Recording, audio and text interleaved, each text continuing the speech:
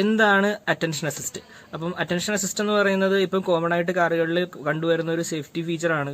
അപ്പോൾ ഇതിന്റെ primary function എന്ന് വെച്ച് കഴിഞ്ഞാൽ നമ്മൾ ലോങ് ഡിസ്റ്റൻസ് ഒക്കെ ട്രാവൽ ചെയ്യുന്ന സമയത്ത് അപ്പോൾ ഡ്രൈവറിന് ഒരു ഫറ്റീഗ് വരുമോ അല്ലെങ്കിൽ ഒരു ഉറക്കക്ഷീണം വരുമോ ടയർഡ്നെസ് ഒക്കെ വരുമ്പോൾ വെഹിക്കിൾ തന്നെ നമുക്ക് വാർണിംഗ് തരുന്ന ഒരു ഫീച്ചറാണ്. അപ്പോൾ ഇത് മുഖാന്തരം കുറേ ആക്സിഡൻറ്റ്സ് നമുക്ക് അവോയ്ഡ് ചെയ്യാൻ പറ്റും. അപ്പോൾ ഇതിന്റെ വർക്കിംഗ് എന്ന് പറയുന്നതെന്ന് വെച്ച് കഴിഞ്ഞാൽ നമ്മൾ ഡ്രൈവ് ചെയ്യുന്ന സമയത്ത് ആദ്യത്തെ ഒരു 20 മിനിറ്റ് ടൈം വെഹിക്കിൾ ഒരു 73ഓളം പാരാമീറ്റേഴ്സ് വെച്ചിട്ട് നമ്മുടെ ഡ്രൈവറിന്റെ ഡ്രൈവിംഗ് രീതിയും കാര്യങ്ങളെല്ലാം വെഹിക്കിൾ തന്നെ സ്റ്റഡി ചെയ്യും.